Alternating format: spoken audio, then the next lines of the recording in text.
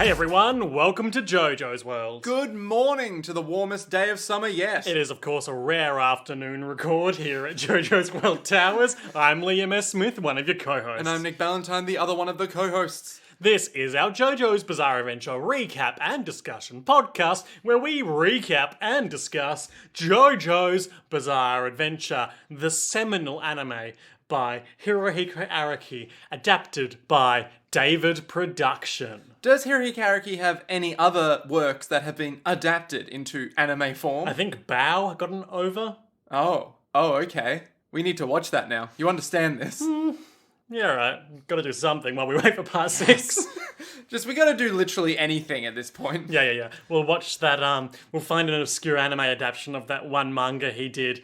I think it was Cool Shock BT, about a rude boy who liked to play pranks and encourage children to catch dangerous wasps. Well, if there's one thing I would encourage my son to do at primary school, it would be to catch hornets. Great. Yep. Nick, Yes. Today, on this day, we watched the 147th episode of JoJo's Bizarre Adventure in its entirety, which is also the 34th episode of JoJo's Bizarre Adventure, Part 5, Vento Experience. I don't think that's what it is, Liam. In any sense or language. Ugon no Golden. That's not the way that works. Oh boy. It covers chapter 571 through 574 of Hirohiko Araki's seminal manga, JoJo's Bizarre Adventure. Hey Liam, has Hirohiko Araki had any other manga that would be classified as seminal? Not 100% sure of the dictionary definition of that word. What, seminal Yeah. or manga? Both. Oh no. It feels like you're having a stroke. Give it time. Yeah, that's fair. Hey Liam, Hey, Nick. did you know that we have a seminal patron? Patron? Yeah, we have a seminal patron. We need to stop using that word. What, patron? No. I'm Patron? moving on. Anyway, we have someone from Patreon who's kindly donated money to us, Liam. Thank you. Do you know who that person is? Anthony Chambers. Wow, Anthony Chambers. Tony Chambers to his friends. Some people even call him Ancham. Now, of course, we covered last week how I've been playing Devil May Cry recently, so maybe I've still got that on the brain. Uh-huh. But I think Anthony and or Tony Chambers Yeah. is a very good, like, B-movie / character action protagonist name. Hey, Tony, get the money He's by got a next week. revolver. Yeah. What's his, like, tick? Because you know in all B movies they have a tick. Oh, he definitely does a lot of Mr. style, stylish reloads where he, like, throws 6 bullets up into the air and catches them in the chambers of his revolver. Beautiful. Chambers. Yeah. What's the Tony? And he's like, welcome to my chambers, Jojo. Is his number one thing... Well, okay, is his Tony part that he can sing really well? Nope, he's just named Tony. Oh, okay, fair enough. Or Anthony to his friends. Ah, gotcha. Are we his friends? Or shall we call him Mr. Tony? We've got what you might call a parasocial relationship with him, where he consumes our content, which is very personable and sociable, but we haven't actually directly interacted with him at all. Or at least I haven't. You may have through Patreon. Nope. Or I may have through Twitter without realizing it. Oh no. Thank you, Anthony Chambers. Thank you, Anthony Chambers. Nick, Yes? can I tell you a secret? What kind of secret, Liam? A secret shared with me Yeah. by Hirohiko Araki, author of JoJo's Bizarre Adventure. You absolutely can share this secret with me. He penned this secret in the very first pages of volume 62 of the JoJo's Bizarre Adventure manga, which was where I discovered it. Is it a secret then, or is it just known content? It's known content, baby. You lied to me, Liam. Well, I guess we'll have to end the podcast. I promised I would never lie to you, and now I did. So, I would like to issue a frank and forthright apology. Thank you. Both to you, Nick, as well as to the fans who keep us so cool on these hot summer days. Like, temperature-wise, or like, we're cool? We're definitely not cool. Okay, gotcha. Understood. In any sense of the word? JoJo's Bizarre Adventure, Volume 62, by Hirohiko Araki. Historic monuments and relics from the past make us nostalgic, yet these are places that calm our hearts. This is why we must preserve them. I'm convinced of that because just setting foot in the restaurant the singer Prince went to, brackets, even if it's not good, end brackets, makes me feel a strong emotion. Wait. Question? Is he comparing a historic monument, say Stonehenge, the Taj Mahal, The Colosseum. the Great Wall of China, any of these things, to a restaurant that Prince went to? A restaurant that Prince went to. It's not very good. I'm sure Prince went to a lot of restaurants in his time. Sadly, we have lost Prince. Rest in peace. Rip in peace. Rest in Prince. Rest in Prince, the artist formerly known as Prince. The artist formerly known as Resting in Prince. You know that joke in the Animaniacs where they're being arrested or something and they're solving a crime or something like that. There's a lot of those, yeah. The stooge of the episode is like, fingerprints, duh! And Dot is holding Prince and she's like, I don't think so. Yep. Oh, so good. Classic Animaniacs. Oh, such a good show. Wacko, Yakko, and Dot. Truly, some of the greatest songs on the known planet have come from that show. There's the... List some. There's the one that lists all the countries. Yep. There's the one that briefly recaps all of history. There's the one that's about how he's going to paint someone. There's the one that's all the American presidents up to the Clintons. Yep. There's one about... Hi ho, do you know the name of the US residents who then became the presidents and got a view from the White House view on Pennsylvania Avenue? No. Okay, asked and answered. God, so many good bits. In contrary, in my hometown, they moved the temples and graveyards to the suburbs for the town's development's sake, making roads and buildings in their place. I find it sad. Huh. That is a bit sad. They moved the temples and the graveyards. Moving graveyards seems That like seems very morbid. arduous undertaking. Do you just move the headstones or do you move the bodies too? Well, you got to respect the corpses. I mean, you can't just move the gravestones, right? You got to move the tombs. A lot of which have- haunted houses. with the coffins. So when they develop that new area with all the bodies still underneath, sometimes they hear a rap-a-tap-tap from underneath the 6 feet of dirt. That's the dead body rapping. What was that noise? Well, I'm a dead body and I'm here to say. Oh no! And then centipedes pour out of its mouth. Classic. I'm here to say... Yeah. Oh, excuse me. I must have had something stuck in my throat. Oh, sorry. That was my eternal guilt of murdering that young girl. Oh, you know, poetic justice really is harsh. Nick, Yes. the Requiem Quietly Plays. Jojo's Bizarre Adventure. What was this episode? It was a two-parter. Would you describe this episode as freaky? A little? Because, of course, famously, episodes of JoJo's Bizarre Adventure are released on Fridays, often known as JoJo Fridays. Okay. Which would make this particular episode a particularly freaky Friday. Liam, where are you going with this? What I'm saying is the inciting incident of this episode is one in which several JoJo's Bizarre Adventure characters all peed in the same fountain at the same time and body swatched. Are you sure peeing is the right word? There was a Freaky Friday movie or rip-off movie in which two people peed in the same fountain and got body switched. I'm not making that up. Okay, I don't believe. Surely it's not just peeing in the same fountain. It's an element. What? Is it a magic fountain? I don't know, man. What? I mean, if it's just a It normal was the fountain of youth. They ruined it, okay? Is that what you want to hear? Yes, that is what I want to hear. They couldn't have just thrown coins in. They had to pee in the fountain of youth. Nick, Yes. what'd you think of this one? I thought it was okay.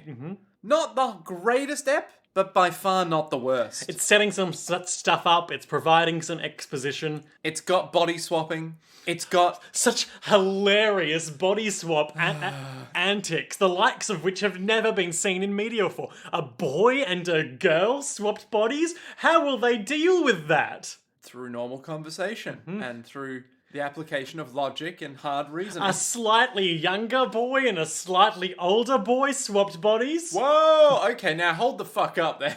A man saved his own life, condemning an innocent turtle to hell in the process? Whatever happened to that turtle? Did he die? We'll get to that. Oh no. Oh no. what if Coco Jumbo's gone now? What? This never even occurred to me. What if Coco Jumbo's gone? He was the best of us, Liam. We open where we left off last time. Polnareff has a big hand sticking through his chest. It was very abrupt, and Diavolo is like, yep, killed Polnareff. Who's that behind me? It's some cool-looking guy. He's so shadowy and mysterious. He walked in with death reeking off his shadow. His name? Dunno yet, but we're gonna find out later. What's that mark on your neck? Why, it looks like the arrow. Who are you? I'm asking you. You're walking down the stairs. What? How did he drop the arrow? Let's not elaborate. I was falling asleep, right? The first thing that happens when I'm falling asleep is that I let go of whatever I'm holding. It's the first thing that happens when I go to sleep. Certainly I don't browse my phone as I'm waking up every morning and doze off, still find myself holding the phone in the exact same position. Just being like, oh, look, there's something on the Something Awful forums. And then you wake up. Literally. Oh, look, it's updated. Literally, yes. Oh, this pleases me that I know you so well. So Davo's like, wait, stop. Who art thou? Falling asleep. And then Hamlet's dad shows up. Oh, he's like, why am I sitting down? Why am I doing this? Why am I alive? And then just whoop, asleep. He was on top of the wall where Chariot melted. I don't know if he was. Neither do I, but I'm willing to believe he was, just Yep. for consistency's sake. Meanwhile, Jono is like, something's wrong. Bruno's on the ground over there. Oh, and so are all of you. Well, so am I. Down I go. Bye. And then I like this shot. It's like a wide shot of the Colosseum, the skyline, and we just hear what we know to be Silver Chariot Requiem's echoing footsteps, just clomp, clomp, clomp. Nice. And we do the opening. At this point, you turned to me out loud and said, "That's a wrap on Polnareff." Well, I was just thinking, like, if he gets Kakuined, and Very few people have successfully come back from that. Yeah. Koichi, probably Bruno at some point this story. Oh my god. Oh, I suppose Bruno didn't come back necessarily. No, he's very much still dead. Yep, but he has been running around. Doppio. Doppio? Yeah. Did he get Kakuined? Well, Bruno zipped his way around it. It counts though. He punched through him. Okay. Alright. Okay, so one person's technically survived a Kakuining. And Koichi. No, that's what I'm saying. Koichi has survived. Bruno- The others were technicalities. Bruno, I would say, is technically survived. Okay, alright, okay. I wouldn't, because he's definitely dead. But he's still up in the mix. He's still alive thanks to Giorno Giovanna's weird Jedi bullshit. We'll get back to his weird Jedi bullshit in a sec, but Nick, the opening this episode. Yes, it's different. Shenanigans have occurred. So, everything's the same except... So things start to get different around the point where we would see Doppio getting tormented in his visions by Risotto Nero. Right in the... that bit. Sure, That's when we all things know change. that bit. Yeah. Everyone listening is like, oh yeah, I love that bit. Everyone, it's the climactic crescendo of the song. It's deadly serious. It's number one good time, Liam. So what happens? So, Doppio's there. Doppio's there, all like, oh no, my face. We get a glimpse of King Crimson. Yep. And then there's like little stammers. Or There's little, like line art. yeah. And then he turns into Diavolo. Yep, he's up in the mix. He's just... And he's all like, Wah-ha. I'm taking over this now. And then, when before the blood was dripping and we turned skipped, into more blood. now the ground erupts. Yep, so King Crimson activates, space falls away in the way we've seen it happen before, and then like a operatic singing voice is just in the background going like, oh. So goodbye rock song, we classical now, baby. Yeah, here we go. Here we go. And then, There's like 4 lines of some Yes, weird poem. so Diavolo is talking. Yep. He just interrupted the good rock song to be like, this seems like a good time to give a moody monologue. This is literally like V from Devil May Cry 5. Yeah, he's reading his poetry. He's reading, only the dead can live where one lives to die. So he said, we do see him also while he's talking have like in-hair visions of what Giorno's about to do when everything resumes proper. And as he's talking, he's like, no one can escape the fate that was chosen for them. All that remains the end where you will perish. Eternal greatness exists only in myself. Sing a song of sorrow where time has vanished. Sing a song of sorrow. sixpence.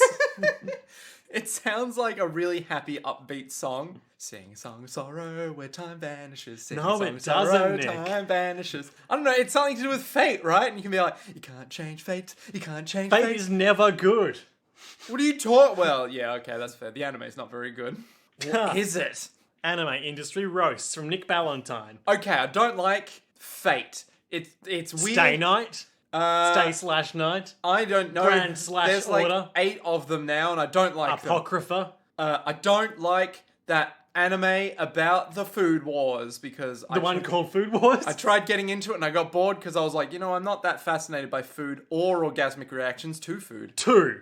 I don't like the way that anime workers are overworked. 3. I don't like how Studio Ghibli was all like, yeah, let's get hit by an earthquake. And then that no one helped them. Was that Studio Ghibli or was that something else? There was one anime studio where no one helped them because they were like, we're going to get hit by an earthquake or something. And then everyone was like, help them. And then no one helped them. Nick, I'm going to level. I have no idea what you're talking about. There was like some anime studio that was hit by an earthquake and everyone was like, well, that's a fucking shame for you, isn't it? They were like, does anyone want to help? And no one helped them. 4. Fucking Hirohiko Araki, stop forgetting plot points. I don't think he's ever done that. What about, shit. It's a flawless anime. I can't do it. The anime has been saved by one man, Hirohiko Araki. And that's 5. Yep. Tune in next time for Nick's top 5 why anime betrayed me. Oh, top 5 anime betrayals of me personally. Yeah. Number 1. Why don't I You own said all of them? next time. Sorry, this is just a teaser trailer. And you're giving away number 1? That's true. Wait, number 2. What is it? I'm not saying this week. The opening ends. This is going to be one of those episodes. It's getting really hot already. Yeah, and we're going it to be is. like, We're treated to a delightful, not montage, but a series of shots. Perignon Blanc. Nope. No? Okay, a Perignon montage. Don't understand what this bit is. I'm trying to combine wine, like the fine art that Jojo's is, with anything else. So, Nick, you should make your new manga where all the characters are named after wine types. Oh, we have Cabernet. Is that a wine type? We don't need to list wine types. God damn it. We just don't need to. People know or they don't. It's so warm. I know. That's why I'm putting the kibosh on that They're bit. just like, we need to get through it. Yep. There is a man who was body swapped with his dog. Not yet. Oh, sorry. There is a snoozing dog, snoozing police officers with a criminal in the back seat. Snoozing woman with a kid? Yep. Snoozing birdos. Snoozing Birdo. That's right, Birdo's there. And she's like, this is as far as you go. And then she shoots eggs out of her mouth. Oh god. How terrifying. Birdo, baby. Ugh. The pink dinosaur from Mario. I know, terrifying. Could you imagine that in the street? This is as far as you go, punk. It's like, yeah. Have you heard that Olaf from Frozen is like 5.5 feet tall? 5.5 That's what feet? pops up when, or like 4.5 feet. That's what pops up when you Google it. Which implies that like Anna and Elsa must be like 10 feet tall. Wow. That's fucked up. Alright. There's also a shot I really like of just like there's two things. There's a car. I think it's that same police car, just slowly crashing into a barrier as it like slowly skids to a halt. And there's also an upturned bicycle wheel slowly spinning down. Ooh. That's one of your classic like art film shots. Where you're like, that means something bad's happened. Yeah, that means a kid just hurt themselves and it was traumatic. Society isn't working as intended. And then light. A flower blooms in time lapse. It's a rose. A bee comes out and flies over Giorno's head. My god. Light rainfall begins. Giorno awakens. Or does he? He, quote unquote, Giorno, is... Did I fall asleep? And then Trish is there. And Trish is like, what happened? It's dawn. We've been asleep for a few hours. Oh my god, my hands are covered in blood, says Giorno. With finger quotations. Yeah. Trish immediately goes, what? What's wrong with you? Are you hurt, Giorno? And then I like there's an interesting thing here. and I like it a lot. And there's an element of it that's quite confusing to me. So in the shots of Trish, quote unquote, waking up, Yep. we see quite prominently that Mister's revolver is on the ground right next to her. Yeah.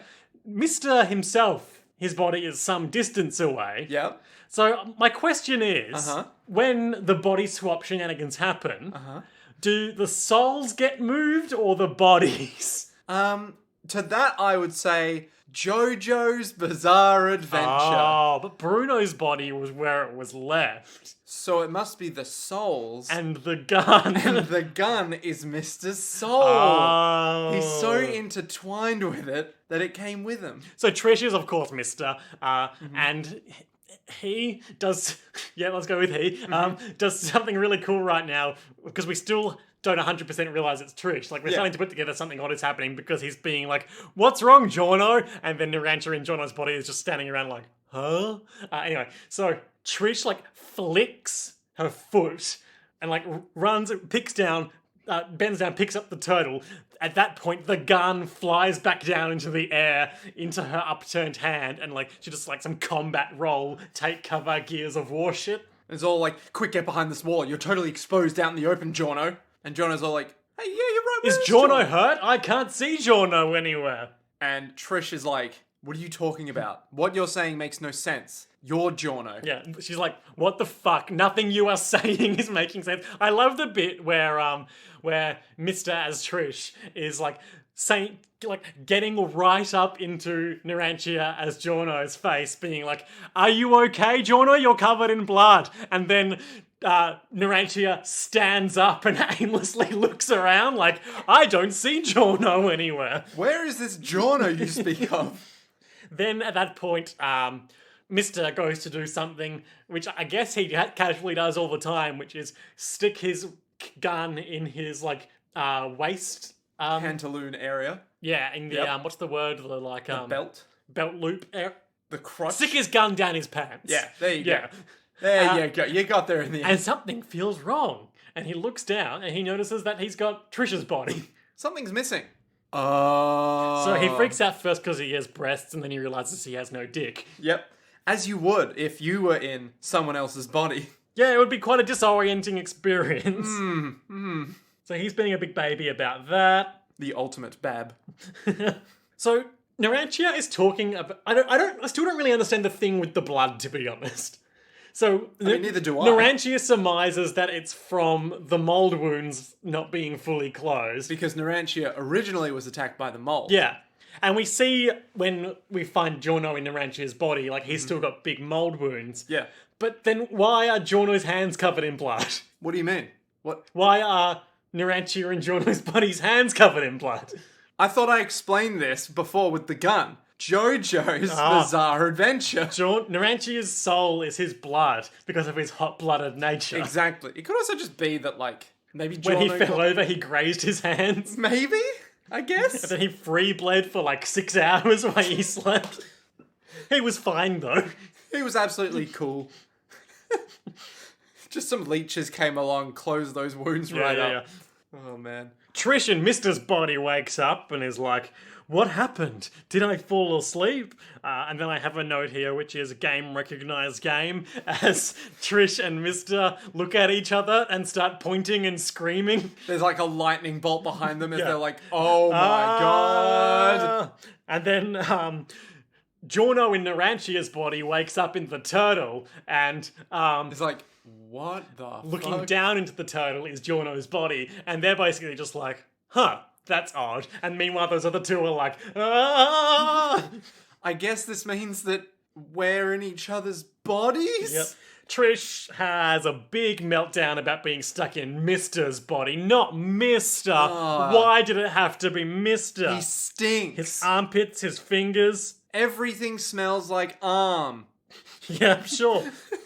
Just that sweaty, rotund, disgusting scent. Well, he's not rotund. No, but He's very fit. Yeah, but his scent is rotund. Speak on that. It's like a well-rounded scent. It's got full body. Full body, it's pungent, it's strong, but unfortunately not very appealing. Much like most rotund things. So now we know it's canon. Mister smells. He stinks. Everyone hates it. Whenever Mr. isn't around, everyone else should be saying, we should get Mr. some deodorant. Hey, what? Do you guys notice a weird smell? Oh no, Mister's just gone. Oh.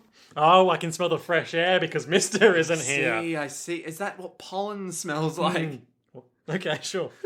Another good moment. So they're speculating about, like, is this the boss's stand? No, that's ridiculous. But maybe it's a member of his inner circle, but we're not being attacked. So this is very odd. Then Narantia cuts through the exposition to be like, hey, Jono, I'm still older than you, right? Don't forget that. How old is Narantia meant to be? I don't know, he's like 18 or something, 17, 18. God damn it. Jono is, of course, 15. Yeah. Man, that's so weird, because he's smaller and looks younger. Yes. And Jono is so wise and mature, and he has such vision. Yeah. It's almost like he's the protagonist. But Nick, you were saying that about Bruno Bucciarati last week. You can have multiple protagonists in a story. Unless it's a red herring. Ooh. Trish gets angry at Mister for touching her crotch. It's like, what are you doing? He's just irritated by her wearing, like, Underwear. pantyhose and a push-up bra. It's very uncomfortable. Mister gets a crash course in the pressures women are expected to face to make themselves look presentable. Even remotely acceptable to society's unacceptable standards. Yep. So Bucciarati's still asleep, though. Has he been body swapped? Is it the boss? Should I shoot him in the head right now? It's like that decision you have to make when you look at a dying dog and you go, Yep, okay, I don't want to hear what this is just yet. I do want to just put a pin in the fact that Nick is about to make an analogy about the common and very understandable decision that you have to make when you look at a dying dog. and you think to yourself, is it the boss? Did he body swap with the dog? Should I shoot Is him this in a the shaggy dog situation? Exactly that situation. Now, I know often uncaring businessmen get turned into dogs to learn to reconnect to their families. Is there a movie at all where it's a crime boss? I think so. I think yes. I think there is one that is that premise. But he's stuck in the baby's body and his parents are And like... it's called, like, In the Doghouse or something. Oh, Wait, did you say he's stuck in his baby's body? I think so. I think my he's meant to God. be in a baby. Look who's baby now. Why are all those names Look so who's badly... you talking to me now. Look who needs to be fed a little hard lesson in life. What? You Like- can't feed babies hard food, Nick. You know, you are completely correct. I was thinking about a bullet to the head, but you know what? You can't feed Oh, you babies... can shoot babies in the head. Oh, okay, That's cool. fine. Okay, cool. Well, we'll make it like really explicit on the poster. Oof. Yeah, it'll be shocking. Critics will call it unnecessary, flagrant, and gratuitous. No one should have made this, raved the New York Times. 5 stars! Thank God Ryan Johnson's handiwork came back with a force. The final twist really took me away. So Knives Out is great. Now I hear you saying this, but I don't know if it would be, because I've seen Looper, and I've seen The Last Jedi, and both of them left me going, okay. Well, The Last Jedi was great, obviously. I have Probably mixed could have feelings. finished after the space battle, but other than that, it's flawless. I just have so many feelings about Last Jedi. Yeah, apparently a lot of people do. Yeah, People yeah. are still arguing about it on Twitter far too much. You know what we can all agree on, though? Star Wars is great. What we can all agree on is that Star Wars fans don't really like Star Wars very much. No, they love Star Wars. That's why they don't like The Last Jedi. But they also don't like any of the prequel movies, and they also don't like The Force Awakens, That and they is also true. don't like Solo, and some of them also don't like Return of the Jedi. yes. So when you have a group of people who self-identify as Star Wars fans, and I know I'm painting with a broad brush here, but I think there is a not inconsiderate amount of people who, of like the 8 Star Wars movies made, or 8 or 9 or 10, I think of the 10 Star Wars movies made, don't like 8 of them. Yeah. Maybe you should question your investment in this franchise. But maybe they're all different things. Maybe they all have different chakra. All different Hang on. souls of media intent, you know? They're all... I don't know. What are you talking about? Like, the first 3 are like a fun little romp space opera, right? The prequels are like a weird, politically charged, could have been fucking genius. Why did you add in it? fucking genius. I see where this is going now. The new ones are You like... don't want to open that box with me. I know, but I mean, we have multiple times. And that's why I know you don't want to open it again. It's Because true. you said as much, like, last week. I don't want to open Palpatine's box. Palpatine's special box. It contains his heart. His golden, beautiful Senate heart. So anyway, Giorno's all like, what the fuck's going on? I think at this point, Trish is like, hey, I can sense that the boss isn't in Bruno, so, like, we don't need to shoot him. Oh, okay. So he's still the protagonist. Yeah. Narantia, bring out Aerosmith and scout the area. And Aerosmith. And he's glowing with, like, red aura energy. Narantia energy. Sure. Yeah. I'm just saying, that's my new energy drink. He's got that BNE. Yeah. He's got that, that... Whereas, of course, right now, Mister is grappling with that no DE. NDE. NDE. So yeah, Narantia's all like, Aerosmith. Aerosmith go. Aerosmith activate. It's like that bit in... Spider-Man. Yes, that bit in Spider-Man. Yeah, I knew but exactly also, what you were referencing. I was half referencing that, but I think I was also referencing that bit in Inspector Gadget.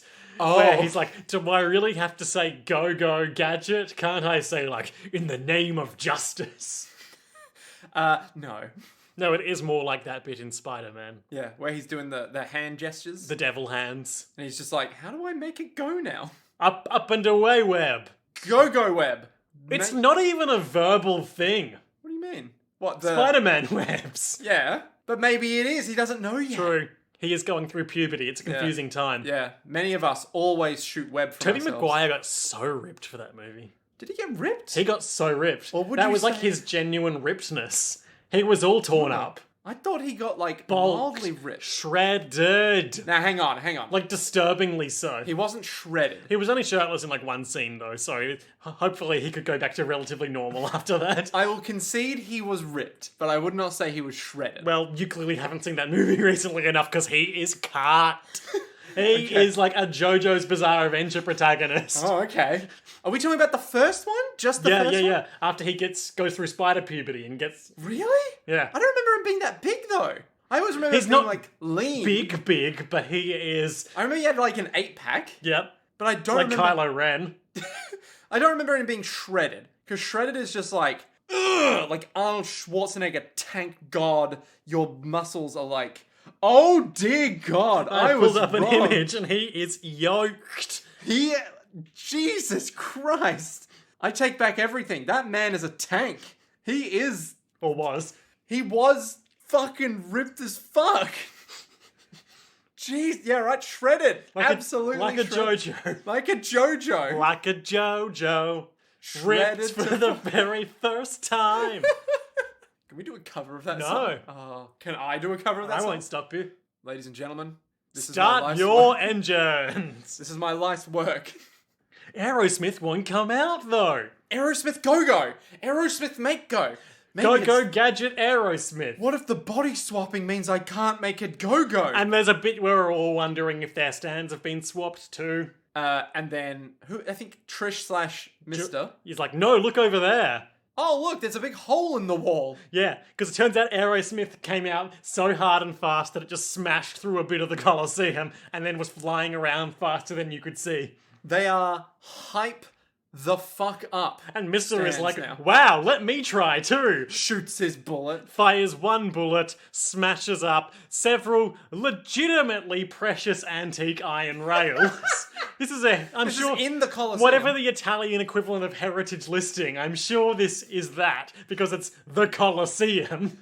I mean, it's not that important these days. Shoots up 6 iron rails with one bullet and is like, wow, for some reason even the bullet is stronger, even though that's not part of my stand. Huh. I guess I'm pepped right the fuck up. Mm-hmm. Are we all supercharged? And then the Colosseum caretaker is like, my rails, my precious antique rails, my precious antique rails. What you doing, eh? Hey, get out of here, you crazy kids! Also, I'm in the body of like a mop or something right now. Mop. Yeah, he fell asleep next to his mop, so he got body swapped with it. Eh, I can only move around thanks to my bucket. Yeah. He's not sentient, but my mop is. It's just his body, meanwhile, is like on the floor, just trying to lick up all that dirt. Ooh. Because mops crave dirt. They crave that sweet Colosseum dirt. So now that we've got Aerosmith in the sky, we get a sort of wider view, sort of returning to all those people we saw before. Dog man is on the ground like a dog. Being and all it's like, woof, woof. And the dog nearby is also like... Shocked. Yeah. Absolutely appalled. Now, from context clues later on, we can only assume that this dog can talk now. Because the turtle can talk later. You are correct. Though we don't see it talking now. Aww. But we could. The dog is like, this is indeed a disturbing universe. The police officer wakes up in the back... No, the criminal wakes up in the back seat of the car and there's the handcuffs on and is like, what? And How did this happen? Then in the front seat, one of the police officers is like, oh man, I had a dream that I was being a huge rapist. It was great. And then the other police officer wakes up and is all like, tweet, tweet, tweet, tweet, hoot, tweet, tweet. And the bird's all like, stop resisting. I cannot contain my form. Oh my god. Yeah. Possibly the most disturbing one, though. Very disturbing. It's the one where the mother is lying on her back screaming and the child looks the on. baby body mother looks on helplessly with her fragile baby's body. Of course, being a mother, she intellectually knows that if she like so much as holds her head in the wrong way, she could die now. So it's a bad time. The latest in a couple of disturbing baby things we've had in part 5. Go of course, on. there was the baby that was aged up super old by the Grateful Dead. Yes, Grateful Dead, yeah. That's probably the only ones. Of course, there was the baby stand, The baby stand. which sexually assaulted a woman with a laptop to make an evil baby. Oh, yes. Okay, I'm with you. I'm with you. But that wasn't a baby. And then, of that course, was just weird. Stretching back to part 4, there was the invisible baby. Yep. Stretching back to part 3, there was the evil Freddy Krueger baby. We never learned anything about that invisible baby at all, did we? Nope. Shizka. Huh. And then, of course, stretching back to part 1, there is the baby whose mother ate it after turning into a goblin. Ah, classic. That's 5 babies in JoJo's Bizarre Adventure that I can remember. How many dead dogs are we up to We're now? not going to do the recount. Nothing new has happened No more dead dogs. That's it. That's a wrap on dead dogs. so far. Unless these dogs die. Ooh. Oh no. What if these dogs die? How many dogs died due to the mold? Inconclusive. Ooh. It's like 11 and a half and inconclusive number of green mold dogs. Yeah. Probably a fair few. Dogs love to go down. They love going down. Collecting sticks in the park. I'm glad you didn't take that somewhere dirty. I was afraid you would after I said it. Well, yeah, the park. Dirt. Grass. Meanwhile, Giorno is like using the Force to sense souls. Oh yeah, he's like using his Jedi powers to sense whether the boss is in Bruno's body. And this is the point where she's just like, nah, it's not him. They're all like, I can't sense anyone else nearby. But there's something weird going on over that direction. Yeah, because we see the turtle climbing a plinth. And he's all Somehow like, climbing a vertical wall like 10 times the size of it. and he's all like, this form, it keeps me bound to the chains of This fate. form, so secure, so homely, and yet so immobile. Why, it would take a miracle for me to beat a hare in a foot race now. Giorno looks around the corner, is like, what the fuck was that? Tortoise talking or something? So, Coco Jumbo is there. And he's all like, you there. You boy, what day is it? Why, it's Christmas Day. It's Freaky Friday. My God. Then there's still time. There's still time. Quickly. Are Be you in the same fountain as me. Tell me, where's Giorno Giovanna? Why, I'm Giorno, but Giorno Rancia. Run down to the baker's and snatch the arrow back from Silver Chariot's Requiem. But sir, I don't know what that is. God damn it, boy, aren't you listening? Who are you? Strange So tortoise what man. he actually says is Yeah. he's like, it hurts, because I guess being in a turtle's body sucks. Yeah. And he has to climb a big thing with a big house on his back. And I imagine, not that I am at all biased by recently playing Metal Gear Solid 5 The Phantom Pain, but it could have something to do with just being Kakyoined and put into another person's body. He's feeling some Phantom pain. because Cypher planted those memories into him. That's all I got. That's literally all I Okay. got. So once you finish this game, we can finally do a Metal Gear Solid 5 Patreon episode. Oh, God, can you imagine how long that would be? Like an hour. Yeah, that's the time limit we generally set. Listen so- to me, Narantia. No, are you Giorno Giovanna? And then wise. Giorno leaps into the air with gold experience and snatches that key out and is ready to fight. And he's like, oh no, I'm not in the turtle, driving it from inside. In the secret turtle cockpit we never knew existed. I am the turtle. My God, he's ascended. My name is Jean-Pierre Polnareff, and I am a turtle. Tortoise, really. Yeah, But really a who's- tortoise, but... Who's splitting hairs? Not me, I'm a turtle, I don't have any. I have a shell. Do your worst to me. I'll just recede inwards. I was Jean-Pierre Polnareff. Who's Jean-Pierre Polnareff, you ask? That's right, the man who arranged to meet you here. But I could not, because Diavolo outdid me. And now, I cannot give you the arrow that I wanted to give you. Quick ad break as we cut to a helpful body swap graph. So, Mist is in Trish's body, Vice Trish is versa. in Mista. Yep. Narantia and Giorno. Giorno and Bruno Narantia. and question mark. Polnareff and Turtle. And Turtle in... From Entourage. From Entourage? Turtle from Entourage. Who's Turtle from I don't know, Entourage? he's one of the characters from Entourage. Wow. I don't watch that show, his name's Turtle. Is he an arsehole? Probably, he's in Entourage. Nice. That's a good 2005 reference. Silver Chariot took hold of the arrow, and I desperately cling to this turtle body despite my body being upstairs. That's right, I casually caused the death of the turtle who helped you get here. You monster. Like, the show never really addresses that the turtle just died. Coco Jumbo. Well, no, because Polnareff's body died that Coco Jumbo was in. Yeah. But Coco Jumbo's real body, the turtle, the most But important Coco part of Jumbo's soul, if indeed animals have souls, which Iggy taught us they do, it, they do. And who would know better than Polnareff? is dead. Yeah. So Shit. rest in peace, Coco Jumbo. That's a wrap on Coco Jumbo? Rest in President. Wow. Mr. President, that is. Wow. I guess the key no longer works. Because that was his stand power, wasn't it? That would make sense, though I won't be surprised if it still works. Oh dear. Though I don't think it comes up. Okay. Well, Coco Jumbo's just dead then. Coco Jumbo. Nick, what were your top 5 Coco Jumbo moments? Number 1, that time he wriggled on the ground to get onto the train. That time they put this key in his back. Number 2. Number 3 is the time when he cunningly escaped detection by going to the front of the train underneath the chair. Number 4. That time that Narantia threw him to stop the mold from killing him. God. Number 5, that time when they were just chilling out at that restaurant and he was nowhere to be seen. That time that he hadn't been introduced into the show yet. Oh, do you remember? No, he'd been introduced at that point. Oh, you mean that other restaurant? Yeah, the one where they beat down the guy they thought was Yes, stand yes. user, but wasn't. I'm with you now. That restaurant. Oh, what a good time. What a good tortoise. What a beautiful man. Mr. President, Coco Jumbo. He taught us the best of things. He taught us only the good things in life. If you see a tortoise, don't be a war ass. Be a good guy, Mr. President. I'm not going to touch war ass. So Polnareff is like, yes, this strange phenomenon, this freaky series of events on this Friday is part of the hidden wisdom that I was going to be giving you. But, things got messy, so I had to do what I had to do. Hatch one desperate gambit to avoid death, as I was even then dying. And so, I did. he did, and now he's in a turtle's body. Narantia jumps up there and is like, oh, yep, dead body up here. Only one body? Why, then where's Diavolo? I definitely stopped him, and yet he's gone.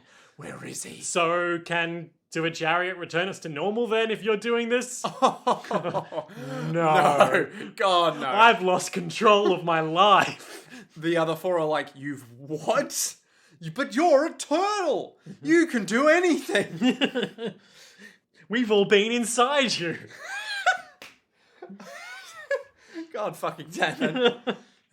The arrow is not your enemy or your friend, but as I'm about to explain, it is hope. And Isn't that our friend?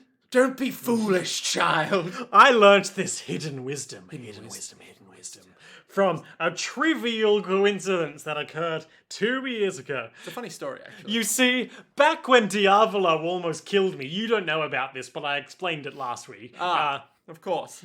A trivial thing happened as I was recovering in a small farming village, as so many JRPG protagonists do after falling off of bridges. I have a quick question, sir. How'd you get back up the cliff? Don't think about it. Jojo's Bizarre Adventure. You see, I was being nursed back to health in some house, and the arrow that I still had, somehow, Yep. fell behind some furniture.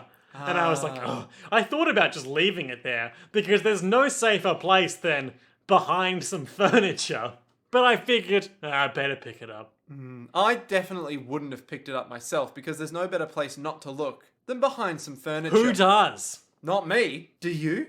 Sure. But I'm inquisitive by nature. Ah, okay, that makes more sense. So naturally, I decided to put my arm behind. My stand arm. Because I was in a wheelchair, so it was hard to reach with my flesh arm. It's an arduous exercise. So I reached behind with Silver Chariot pricks itself and like big gold light emanates from it. That's the light from the intro. Oh. Get it now? Do you get it now? Hidden wisdom. Hidden wisdom. Oh, man. And in that moment, birds fell from the sky and cows lay down and people fell asleep in the streets. What happened to you, sir? Nothing. That's a bit weird, don't you think? So I took it back from my stand because I thought it seemed cooked. That does seem to make a lot of sense.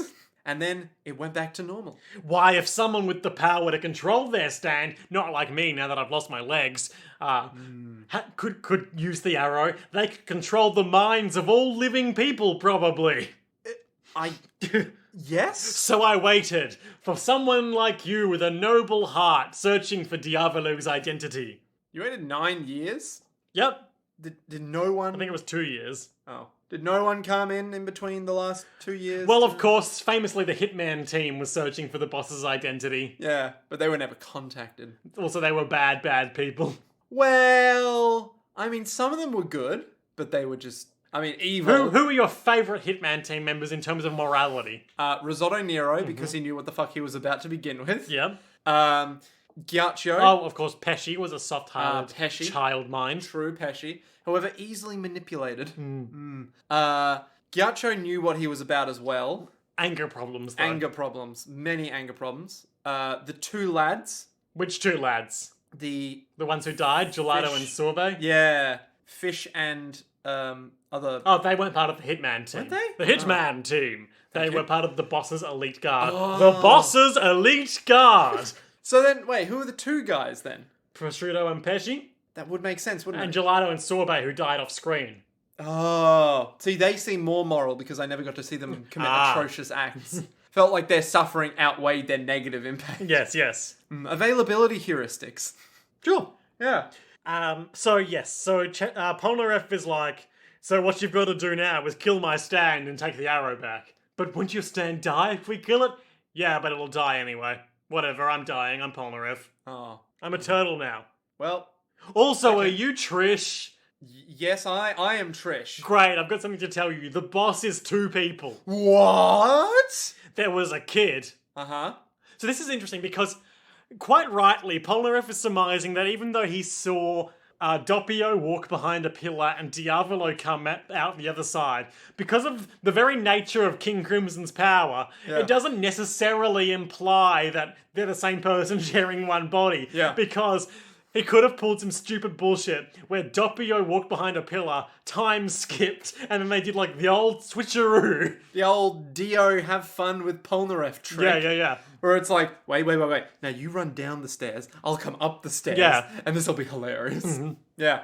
God damn it. Yeah, so he's all like, Diavolo is a guy. It's but 2 guys. There's also some kid. Yeah. Some weird pink-head freak who he tricked me into thinking he was innocent. But twasn't. 'Twas not the case. I was asking him, boy, what day is it? Go get me a turkey. And he helped Diavolo kill me.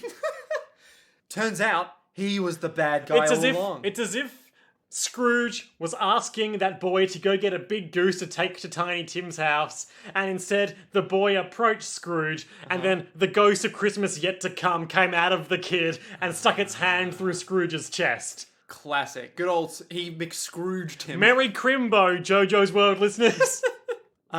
Yeah, so he's all like, there's 2 of them. One's Doppio, one's Diavolo. He's a kid. He's a squid now. Yeah.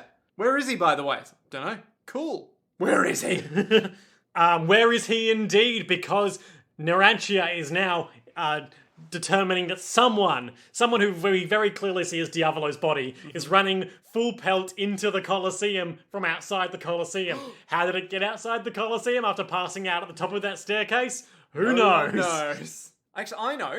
Jojo's Bizarre Adventure. Oh, so they're running in and they're all like, Diavolo, get ready to shoot him, everyone. They do like SWAT hand signals and all take cover. I was asking before, what were those hand signals? And I you don't just know. went, what? Why? Why do we need to know this? I don't know. But what do they mean? Everybody take cover. And then they're all going to shoot him, but then Polnareff is like, no, look, there is my stand. Silver Chariot Requiem. Ah, I get it. Nick, this is what Hirohiko Araki had to say about Silver Chariot Requiem in the Jojo Valet commentaries by Hirohiko Araki. Da-da-da-da-da. What's that? That's a Metal Gear Solid 5 alarm sound when you're like walking through place and there's this da-da-da-da-da. Boss, get down. That's an enemy gunship. A single round from its gun can cut a man in half. Soviet soldiers. The enemy sniper. I guess you could take her out, but it'd be a shame to kill her.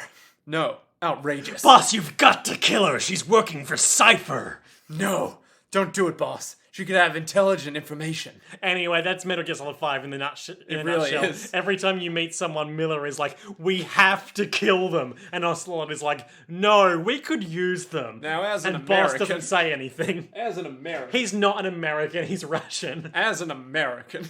And he speaks with a Southern American accent even though he's Russian. But he is a super spy, so... I thought Ocelot was American, but he was working in Russia. Well, he is definitely a spy. Everyone Yes. in the room when Volgan is raving about there being a spy is a spy. Yes. But let's say his mum was the Joy, okay, the boss, who is an American, first woman in space. Yep. And his dad is the Sorrow, who I think was Russian. Okay. So he's playing both sides with that Well, nationality. he's definitely playing both sides because he's Revolver Ocelot. He's always playing the game. The game of Silver Chariot Requiem by Hirohiko Araki. And that game goes a little something like this. Mozart began writing his Requiem when he got a commission from a mysterious visitor. Ooh, an arrow. Here, we have a pitch-black messenger creating an image of death. The visitor's gender remains a mystery, so I gave the stand an androgynous fashion. Pretty sure it looks like a guy. It does. It really looks like a guy. Of course, concepts of what a guy looks like are just a social construct. I guess. This is a hazy ghost figure, so... Made of metal. Yep, or like liquid ghost energy. He's a T-1000 with a cool hat, Yep. thick thighs, cool belt, and pauldrons. So, of course, the two genders we can surmise are Silver Chariot and Silver Chariot Requiem. Just, we can surmise they are Silver Chariot and T-1000. Walks up to a couple. So which one of you gets body swapped into a turtle and which one of you turns into a mindless metal ghost? Ooh, that is a good question. A requiem, or requiem mass, also known as Mass for the Dead or Mass of the Dead, is a Catholic mass offered for the repose of the soul or souls of one or more deceased persons. It is usually, but not necessarily, celebrated in the context of a funeral. Oh, Bruno's dead. And more Polnareff, almost definitely, Yes, yeah. that's what I was... Right, Yeah. I get it now. Because he's not alive when he goes back. What? Yeah. When he goes back into his original body, he'll be dead. Who's to say he'll ever do that? Ooh. Actually, if he does, and I'm not saying either way whether he will, Uh-huh. but if he does, that would be a real bad beat because it means that Coco Jumbo's soul has passed on, just leaving that lifeless husk of a turtle. I guess? Yeah?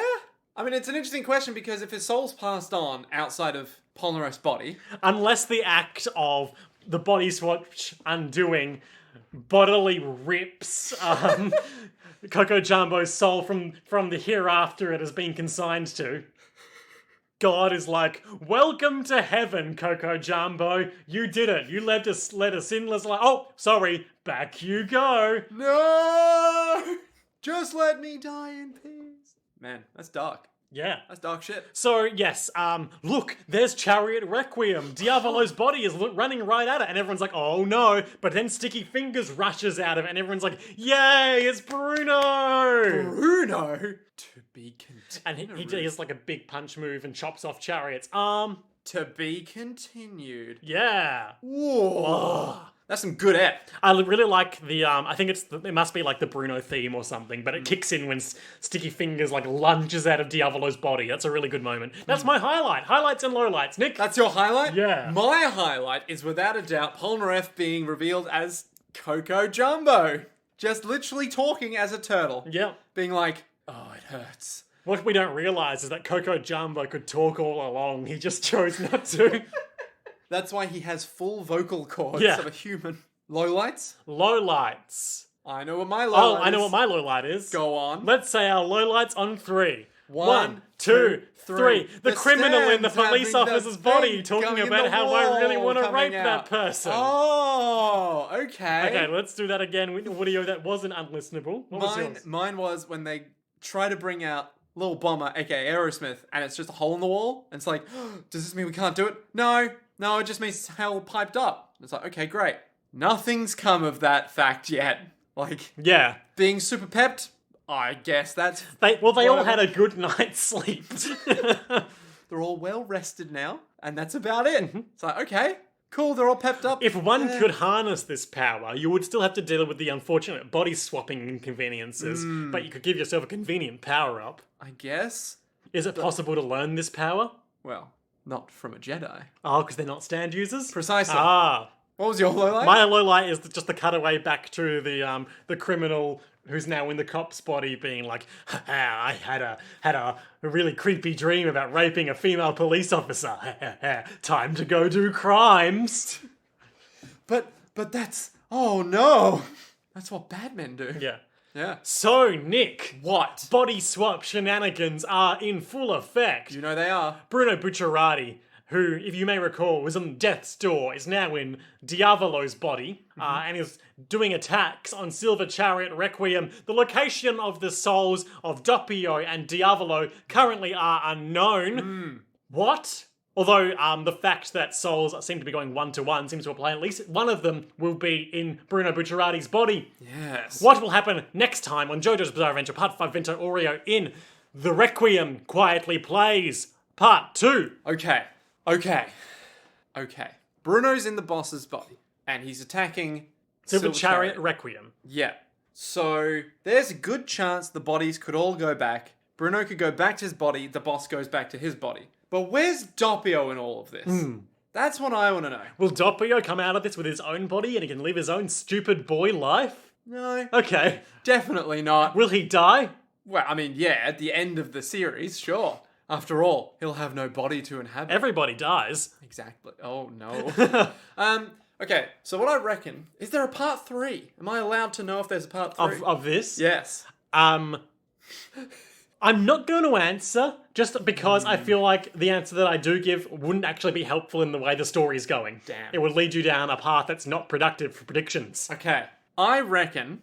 What I will tell you is that I'll remind you that as per the opening implied this week, and as I told you last week, we are in the end game. Yeah. Oh, I mean, Bruno has to die, right? He has to die within this, arc. So, he has to. Maybe will the boss reveal himself, kill Bruno, and take his body back? No, I reckon what'll happen is Bruno, in the boss's body, will kill Silver Chariot, or at least get the arrow out of him. Yep. The boss will then go back into his body and be Now like... I have the arrow. Exactly. And be all like, well. Now I know there's something to do with this arrow, but I don't know what it is. Some sort of hidden wisdom. So something like that. Then he'll get hella pumped up and be all like, who was fool enough to attack me first? Why, Bruno, you betrayed me. You die now. And then the rest of them will do some crazy shit. Get the arrow somehow. Will we get a King Crimson power up? Oh, naturally. From the arrow, I mean. Yes, without a doubt. He'll stop time and it'll be all like, wow. Now I'm basically the world. I'm basically incredible.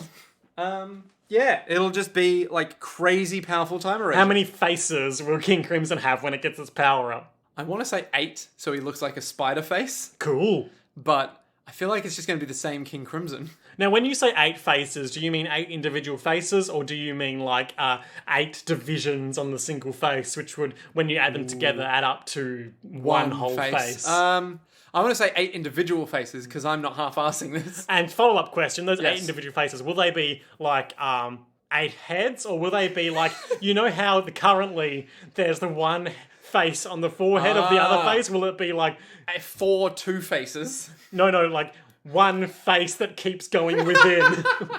I'd be happy either Just way. like a horn of faces. horn of faces, like a unicorn crimson. Yeah. I want to believe that it will be 8 like Spider eyes. spider eye faces, right? Each one of them with their own mouth and nose, and then just a big grin underneath. You know? Creepy. Yeah, real bad for our boys. But the thing is, I don't know if it's going to be the boss uses the arrow or Jono uses Well, the of course, arrow. in the opening, we see Jono holding an arrow and then being surrounded by golden light. Yeah, but is that him in awe of the boss? Time will tell. Oh, okay. That's the route we're taking. Yes, but I think Jono will be the one to use the arrow. Okay. But I don't know how his. Do you know what kind of power-up he'll get? So obviously he'll get a new fancy power. Polnareff has said that the one who masters the arrow will have the ability to control the world, and also he said control everyone's minds. Now he'll control Doppio's mind, but not the boss's mind. So then it'll be a battle of the minds.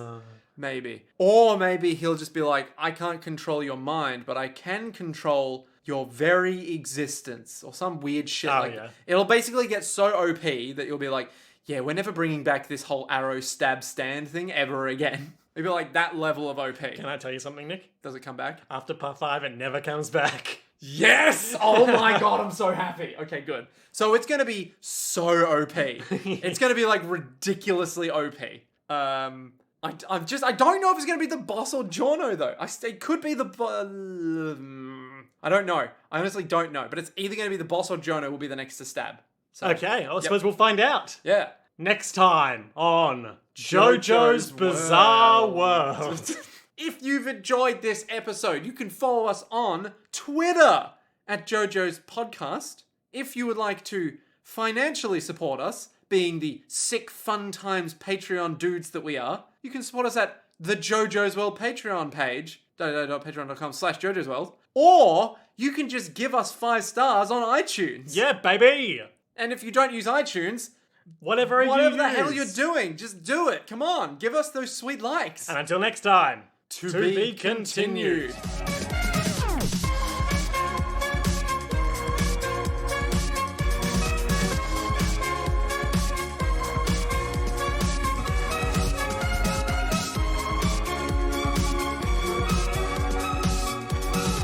King Crimson.